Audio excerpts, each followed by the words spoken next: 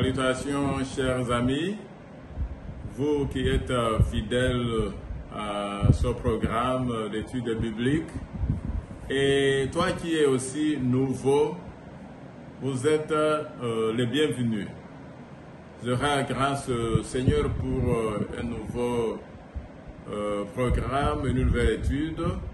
Et avant d'annoncer son titre et de commencer le sujet, je vous invite à nous allons nous incliner nos têtes pour la prière.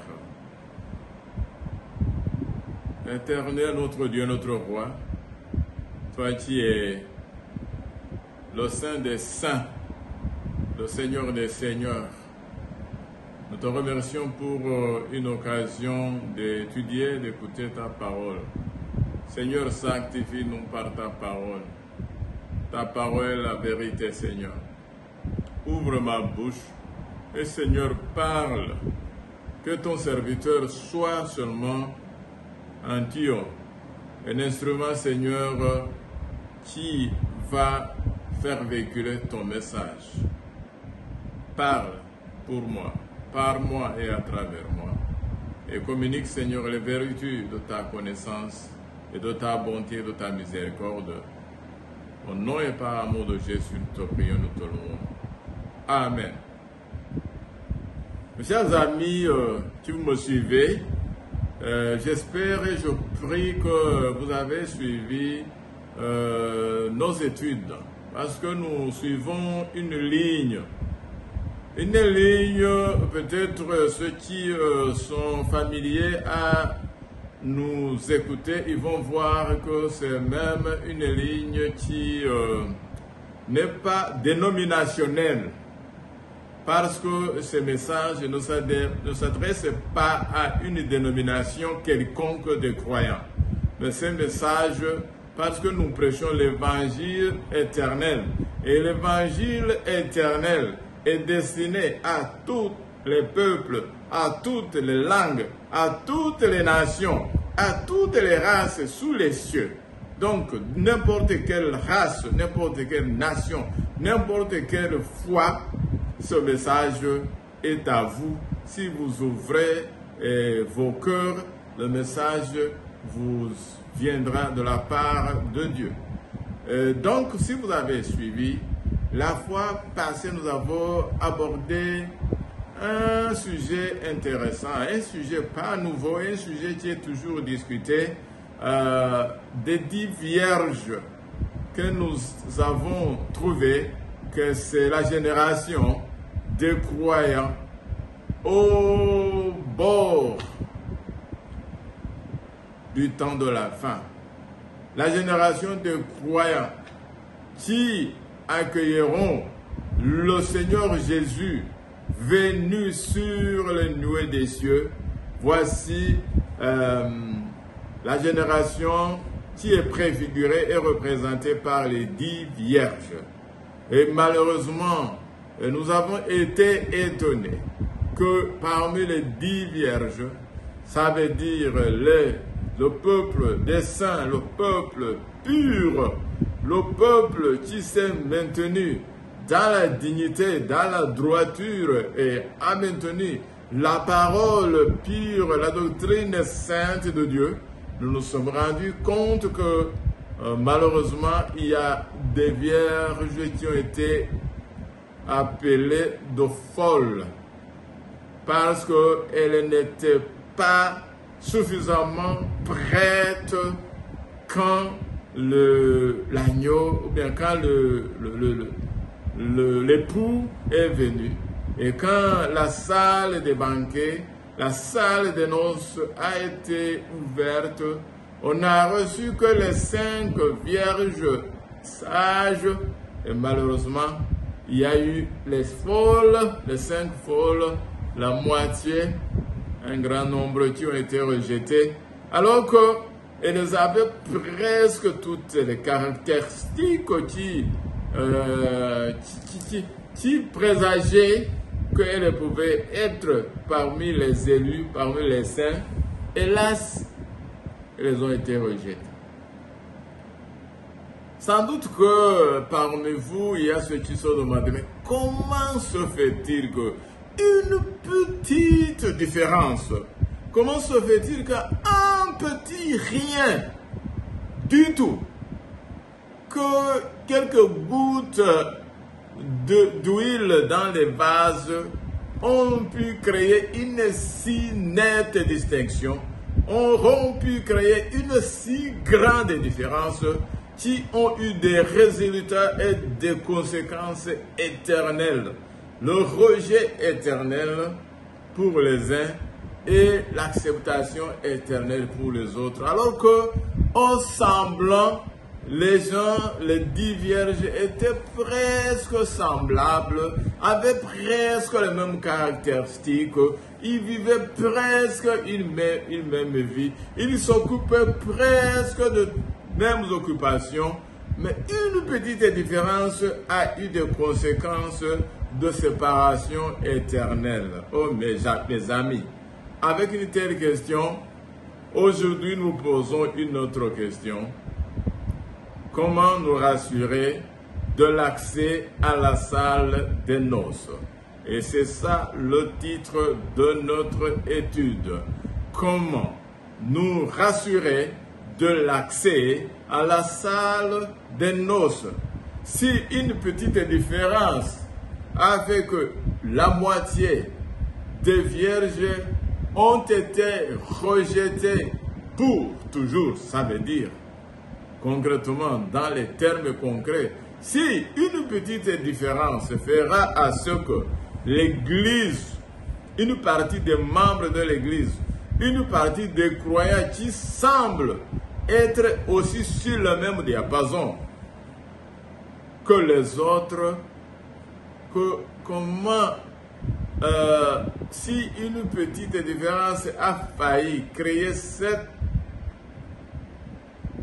distanciation, cette séparation, et la séparation avec des conséquences éternelles, infinies, comment nous, qui attendons ces paroles, pouvons-nous nous rassurer de l'accès à la salle des noces sans résumer à l'acceptation et dans le royaume de Dieu?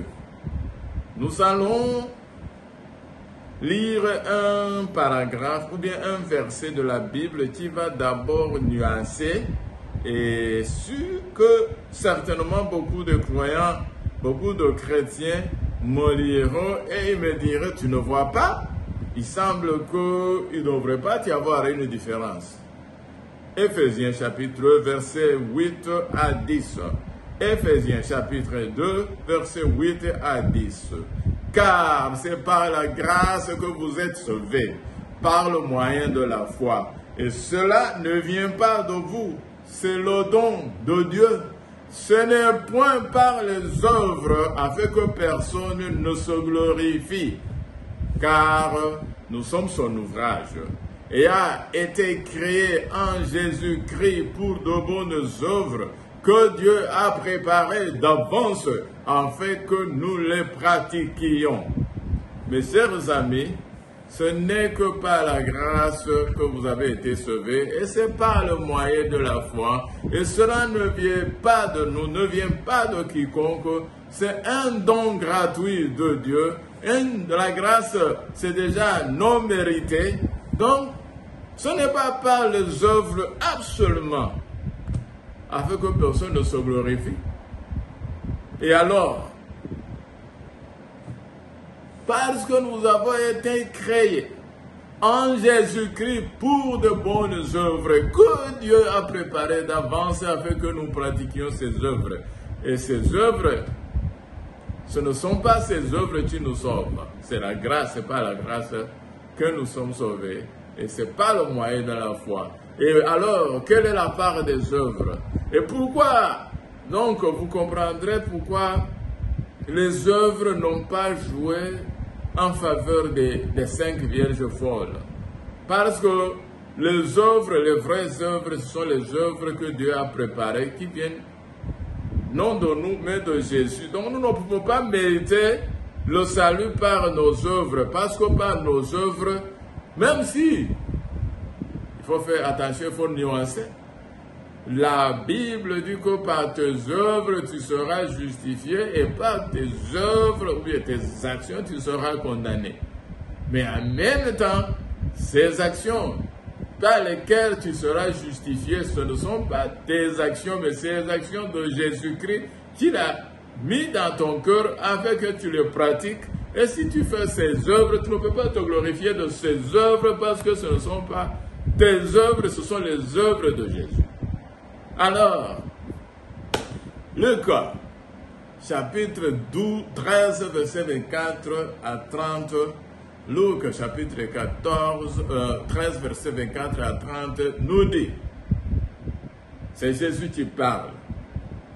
Efforcez-vous d'entrer par la porte étroite, car je vous le dis, beaucoup chercheront à entrer et ne le pourront pas.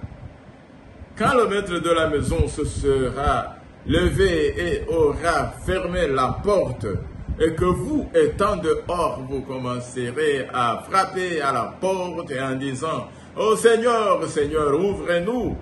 Il vous répondra « Je ne sais d'où vous êtes. » Alors vous vous mettrez à dire « Nous avons mangé et bu devant toi, et tu as enseigné dans nos rues. » Et il répondra « Je vous le dis, je ne sais d'où vous êtes. Retirez-vous de moi, vous tous ouvriers d'iniquité. » C'est là qu'il y aura des pleurs et des grincements des dents. Quand vous verrez Abraham, Isaac et Jacob et tous les prophètes dans le royaume de Dieu, et que vous serez jetés dehors, il viendra de l'Orient et de l'Occident, du Nord et du Midi, et ils se mettront à la table dans le royaume de Dieu. Et voici, il y en a des derniers qui seront des premiers, et des premiers qui seront les derniers. Encore, nous revenons à la séparation, mes chers amis. Ça veut dire que d'un autre côté, on nous dit que nous avons été sauvés par la grâce et par le moyen de la foi, que cela ne vient pas de nous. Mais de l'autre côté, la parole distinctement montre qu'il y aura des gens qui seront rejetés. Et quand ils seront rejetés, ils vont essayer d'utiliser différents arguments. Il dit non, non, non, tu ne peux pas faire ça, Dieu. Tu ne peux pas faire ça, Seigneur. Pourquoi? Parce que tu as enseigné chez nous. Nous avons bu et mangé devant toi. Nous étions familiers avec toi. Et mes chers amis, et Jésus insiste qu'il dira, je ne sais d'où vous êtes.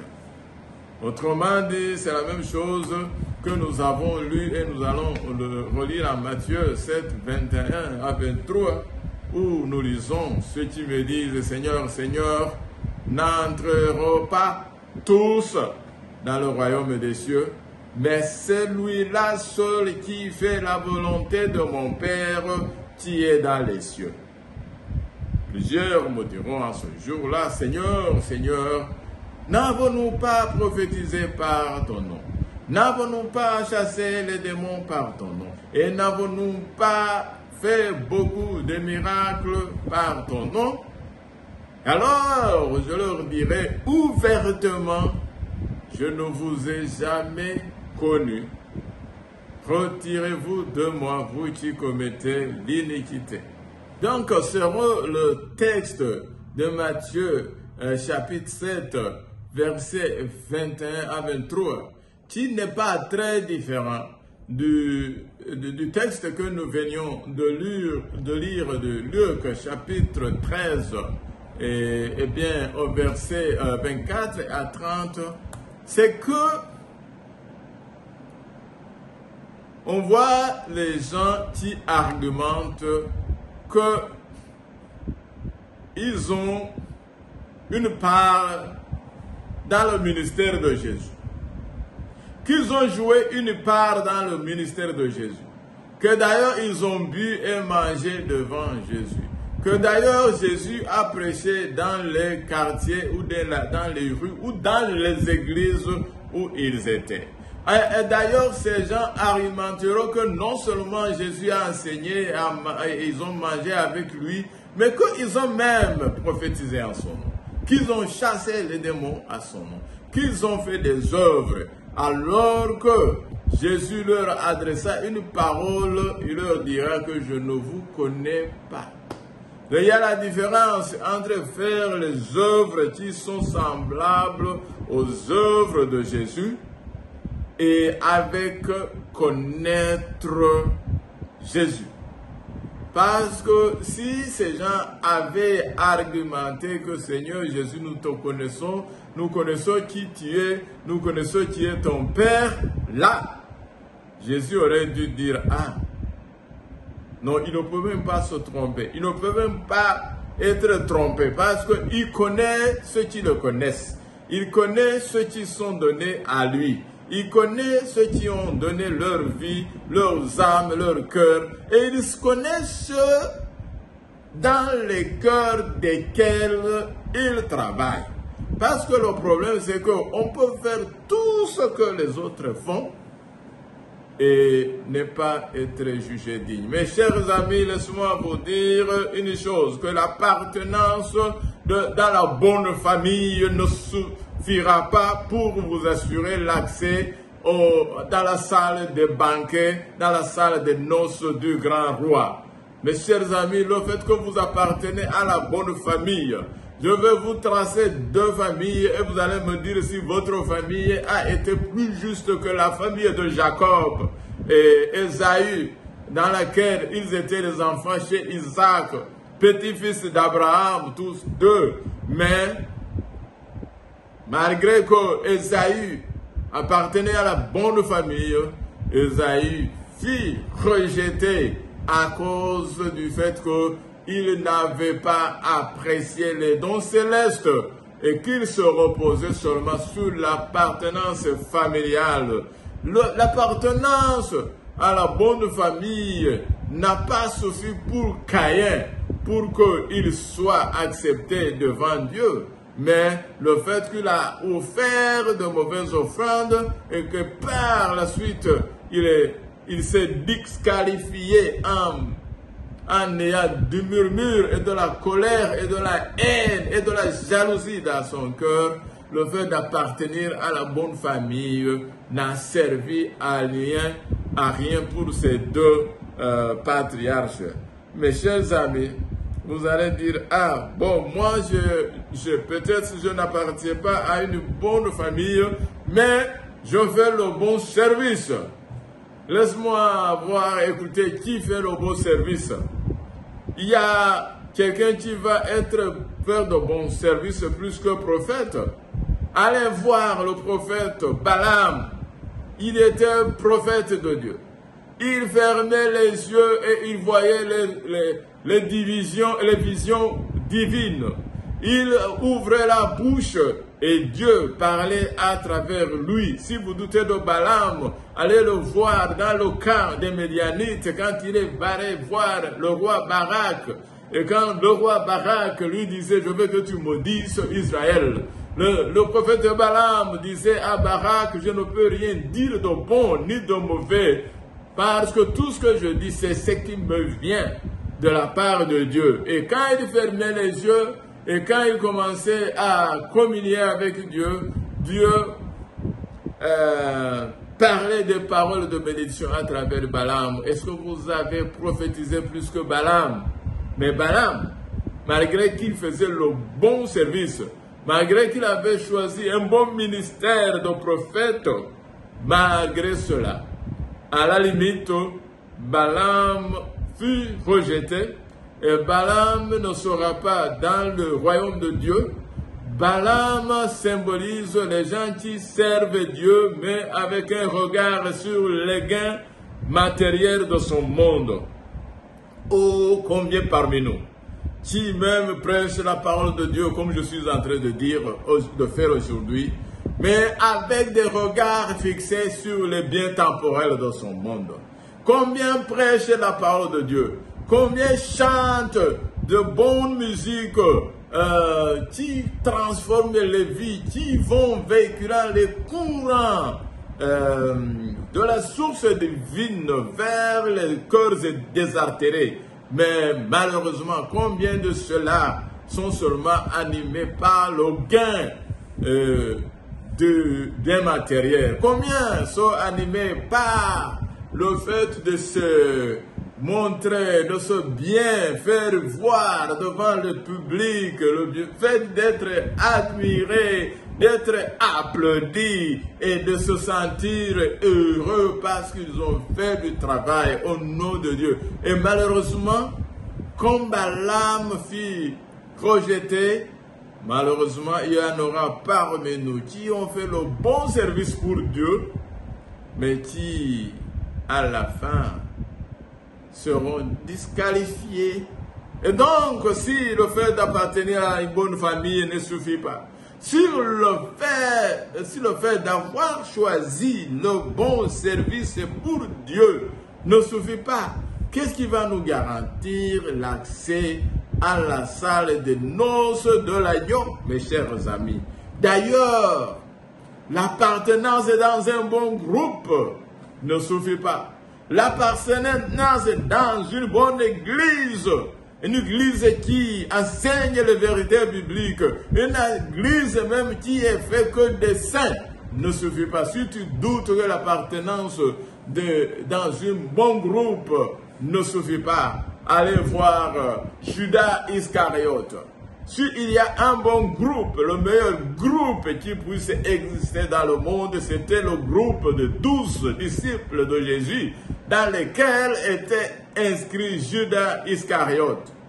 Mais si tu doutes, va voir la fin de Judas Iscariote, disqualifié pour toujours, pendu et répudié devant la face de Dieu. Il ne pourra jamais voir le royaume de Dieu, malgré qu'il fut enregistré dans les 12.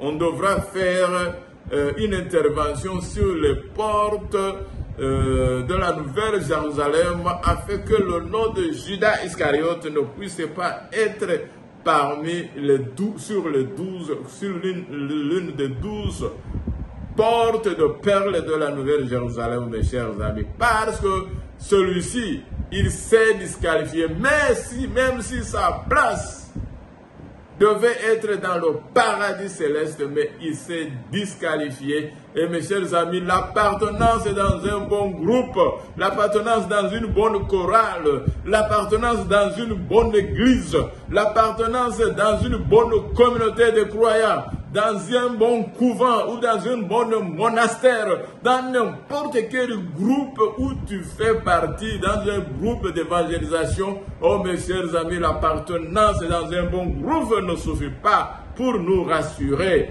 l'accès dans la salle des noces de l'agneau lorsque le royaume de Dieu sera établi. Et alors, comment garantir notre accès dans la salle des noces? Mes chers amis, lisons Matthieu chapitre 24, versets 24 à 26. Matthieu chapitre 24, nous lisons. C'est pourquoi, vous aussi, tenez-vous prêts, car le Fils de l'homme viendra à l'heure où vous n'y penserez pas. Quel est donc le serviteur fidèle et prudent que son maître a établi sur ces gens pour leur donner de la nourriture au temps convenable?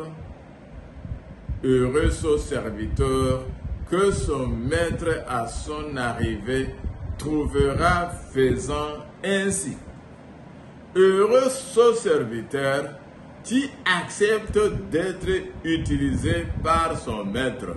Heureux ce serviteur qui a ouvert son cœur afin que Dieu puisse travailler. Rappelez-vous du texte que nous avons lu tout au départ, car nous sommes son ouvrage, ayant été créé en Jésus-Christ pour de bonnes œuvres, que Dieu a préparées d'avance afin que nous les pratiquions. Donc, heureux ce serviteur qui accepte d'être utilisé jusqu'à la fin. le fait d'avoir été utilisé une ou deux fois ou quelquefois de façon sporadique ne suffit pas, mes chers amis, parce que nous venons de voir, par exemple, Judas. Judas avait participé dans le groupe qui chassait les démons. Judas avait participé dans le groupe qui faisait des miracles. Et Judas avait même fait des miracles. Il avait prêché, il avait prophétisé, il avait fait des miracles. Mais à la fin, il fut disqualifié. Nous venons de voir Balaam qui avait fait tant de prophéties qui pouvaient fermer les yeux seulement et la parole de Dieu commençait à couler à travers lui. Nous voyons comment il a été disqualifié. Alors, nous, pour que nous puissions être trouvés prêts, il faut que nous soyons continuellement inondés par la présence divine et que continuellement le Maître Jésus-Christ continue à travailler et à parler à travers nous. Lisons encore un autre texte. Luc. Donc, comment nous rassurer, mes chers amis? Comment être rassurés que nous aurons l'accès à la salle des noces? Luc chapitre 12, verset 35 à 37, nous lisons: que vos reins soient sains et vos lampes allumées. Et vous, soyez semblables à des hommes qui attendent que le maître revienne des noces afin de lui ouvrir dès qu'il arrivera et frappera. Heureux ces serviteurs que le maître à son arrivée trouvera veillant. Je vous le dis la vérité, il se scindra, les fera mettre à table et s'approchera pour les servir. Chers amis, mettez-vous au service de Jésus, non pour marchander, mais non pour marchander la place dans le paradis. Il y a parmi nous ceux-là qui travaillent dur, qui s'imposent même des labeurs, des travaux durs, juste pour arracher une place dans le paradis. À cela encore, Jésus dit que cela ne suffit pas. Parce que ce que Jésus a dit, il faut travailler tout naturellement. Quand Jésus vit en moi, quand Jésus vit en toi, tu vas travailler tout naturellement, consciemment ou inconsciemment pour son royaume. Tu n'es pas obligé d'en faire un objectif, mais tu vas sûrement naturellement ruisseler la volonté de Dieu en toi. Eh bien, à Luc chapitre 21, verset 36, nous lisons encore: veillez donc et priez en tout temps, afin que vous ayez la force d'échapper à toutes ces choses qui arriveront et de paraître debout devant le Fils de l'homme. Prier, c'est quelque chose de très important. Nous devons prier comme si notre vie dépendait de cette prière que nous faisons. Prier comme si nous n'avons que le seul survie dans cette prière. Rappelez-vous de Jacob que nous avons vu récemment dans sa nuit de lutte. Lui, il a lutté, il a prié, il a lutté toute la nuit.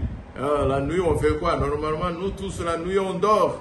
Mais Jacob n'accepta pas de fermer les yeux, n'accepta pas de lâcher l'étranger qui lui faisait la guerre toute la nuit. Et quand il sut qu'il s'agissait d'un visiteur venu du ciel, il se cramponna, pleurant, sanglotant sur lui: je ne te laisserai pas aller avant que tu ne me bénisses. S'il te plaît, bénis-moi ou je meurs. Nous devons prier et nous accrocher sur Jésus. Jésus s'adressant à ses disciples, il les avait dit: priez, veillez et priez afin de ne pas tomber dans la tentation. Mes chers amis, ce n'est pas nous vraiment qui faisons ces choses. Encore une fois, si tu vas faire ces choses pour mériter le royaume de Dieu, malheureusement, tu seras encore disqualifié parce que nous lisons à Philippiens chapitre 2, versets 13 à 16. Philippiens chapitre 2, versets 13 à 16, nous lisons. Car c'est Dieu qui produit en vous le vouloir et le faire selon son bon plaisir. Faites toutes choses sans murmure ni hésitation, afin que vous soyez irréprochables et purs, des enfants de Dieu, irrépréhensibles au milieu d'une génération perverse et corrompue, parmi laquelle vous brillez comme des flambeaux dans le monde, portant la parole de vie. Et je pourrais me glorifier au jour du Christ de n'avoir pas couru en vain, ni travaillé en vain. S'il y a quelqu'un qui travaillait et qui a couru et qui a combattu, c'est Paul. Mais Paul, quand il dit son témoignage, c'est lui qui dit que c'est Dieu qui produit en nous le vouloir et le faire selon son bon plaisir. Est-ce que c'est Paul qui combattait? Non, c'est Dieu qui combattait en lui. Est-ce que c'est Paul qui luttait? Non, c'est Dieu qui combattait, qui luttait en lui, et lui seulement se mettait à la disposition de Dieu. Et quand Dieu menait ses luttes, il pouvait lutter à travers lui parce qu'il s'était consacré à Dieu sans murmure, sans hésitation. Paul était prêt à aller, même si cela allait lui coûter la vie. Il s'en fout de sa vie aussi longtemps que le nom de Dieu peut être glorifié. Voilà l'un des points sur lesquels nous devons nous accrocher. Alors, un autre aspect, il faut attendre, non seulement attendre l'avènement de notre Seigneur, mais en même temps, il faut hâter cet avènement. Il y a beaucoup parmi nous, des croyants, qui nous disons que nous attendons l'avènement de notre Seigneur Jésus. Nous disons que nous attendons l'avènement et le retour de Dieu.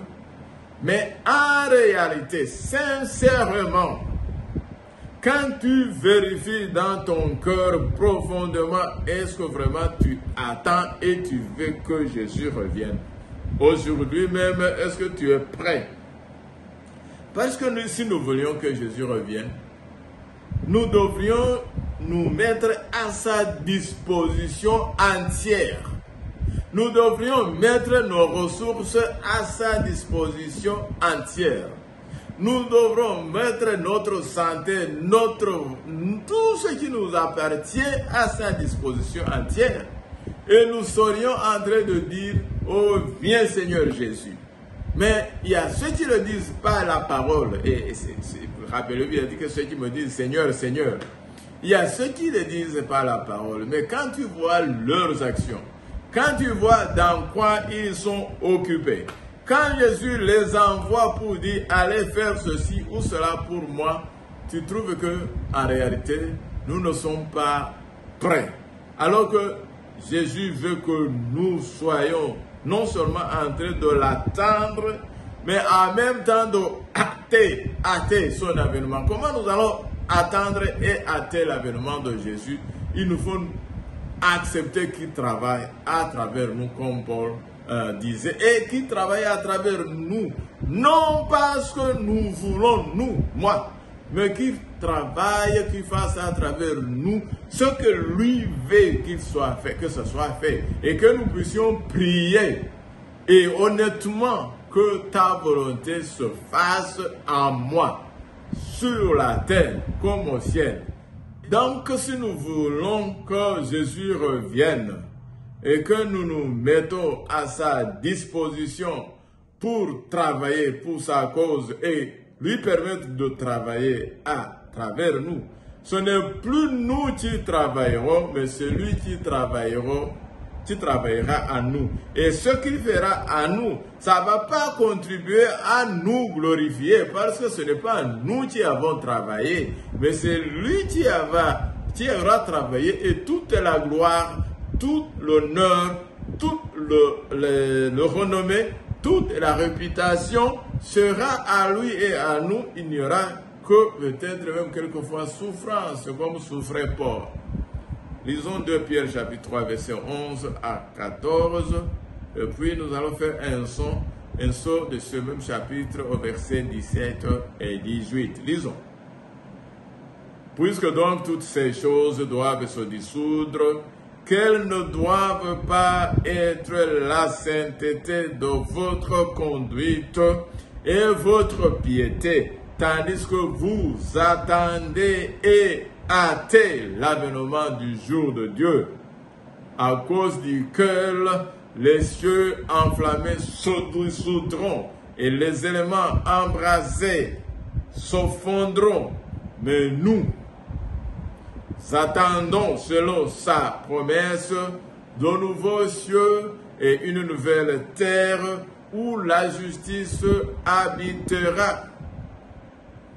C'est pourquoi, bien-aimés, en attendant ces choses, appliquez-vous à être trouvés par lui sans tache et irrépréhensible dans la paix.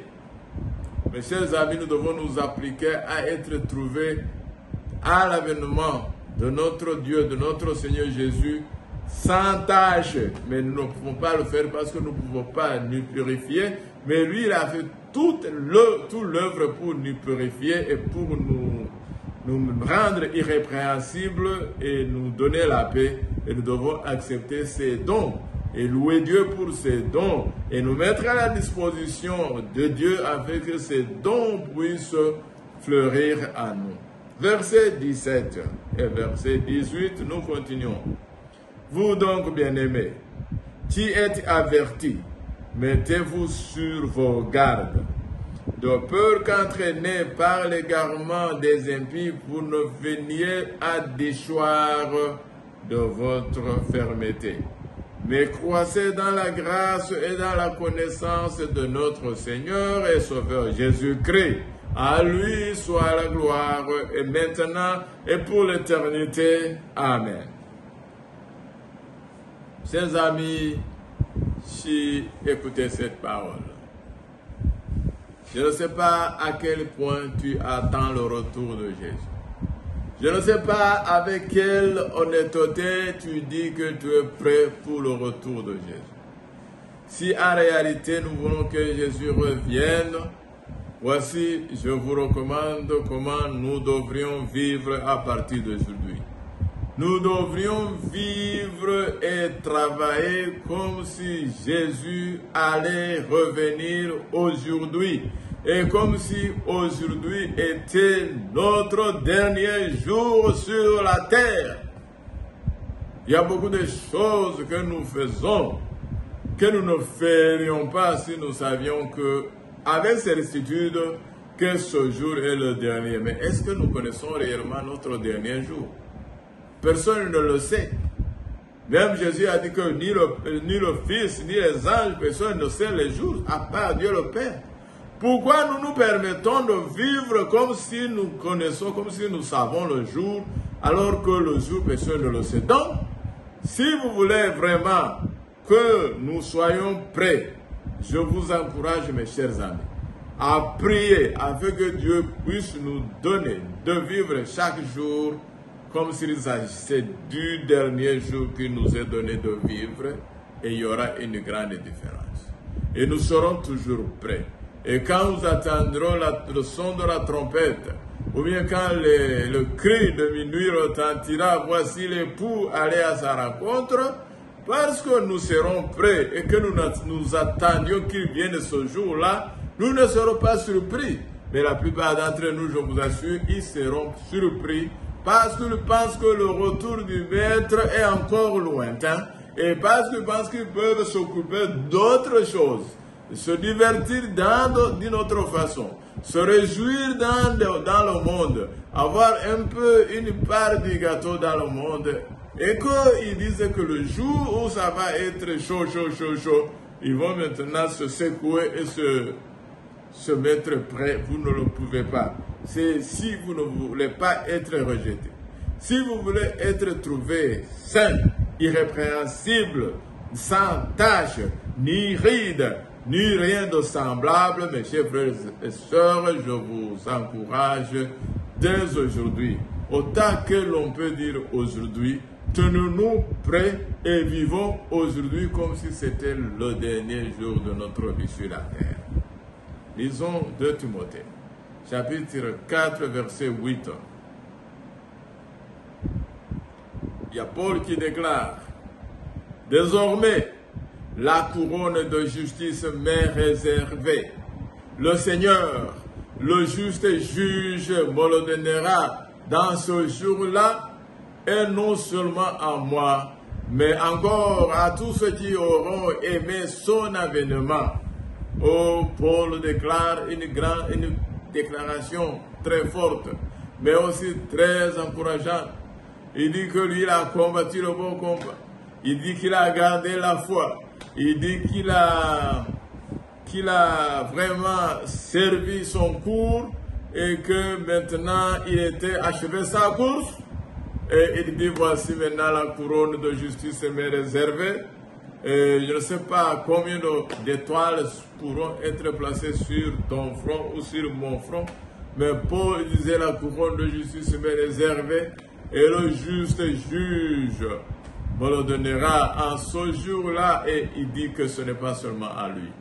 Il nous rassure, nous affermit qu'à tous ceux qui auront aimé son avènement, la couronne de vie, la couronne de justice leur est réservée.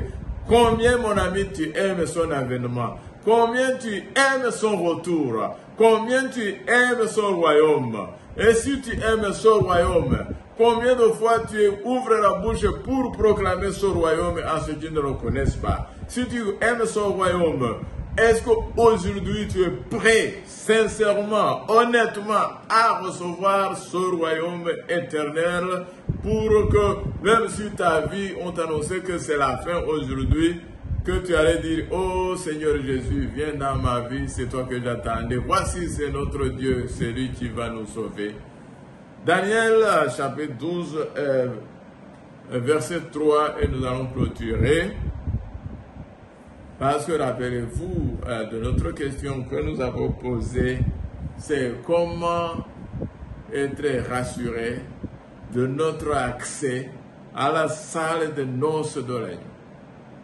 Daniel nous rassure et nous dit, ceux qui auront été intelligents brilleront comme la splendeur du ciel, et ceux qui auront enseigné la justice à la multitude brilleront comme les étoiles à toujours et à perpétuité. Oh, gloire à Dieu. Mes chers amis, vous qui m'écoutez ce matin, ou bien c'est ce soir, je ne sais pas à quelle heure tu recevras ce message. Ce que je sais, c'est que ceux qui auront été intelligents brilleront comme la splendeur du ciel. Vas-tu être parmi ceux-là qui sont intelligents? Et ceux qui auront enseigné la justice à la multitude. Combien de gens, mon frère, ma soeur, tu as enseigné la justice?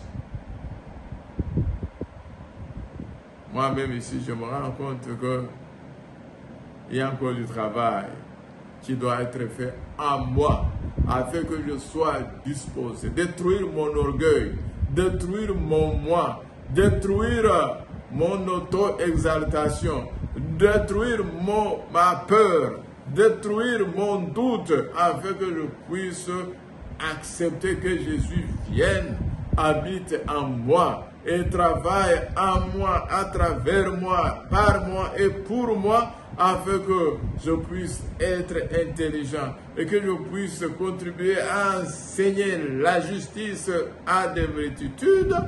Et si je suis trouvé parmi cette classe, alors dit que ils brilleront comme des étoiles à toujours et à perpétuité. Ma prière pour toi, mon frère, et toi, ma soeur, c'est que dès aujourd'hui, tu puisses te remettre entièrement, te soumettre entièrement à Jésus et que tu le permettes de travailler à travers toi. Que sa volonté se fasse en toi, non ta volonté, non ma volonté, non ce que je veux, mais que ce qu'il veut se fasse en moi, à travers moi, afin que son nom soit connu partout dans le monde entier, par des multitudes, et que son avènement, parce que nous avons été avertis, que cette bonne nouvelle du royaume doit être prêchée dans le monde entier, pour servir de témoignage à toutes les nations de la terre. Alors viendra la fin. Et si tu dis que tu aimes son avènement, et tu dis que tu hâtes son avènement, je ne sais pas à combien tu t'impliques à propager la connaissance de son nom dans le monde entier.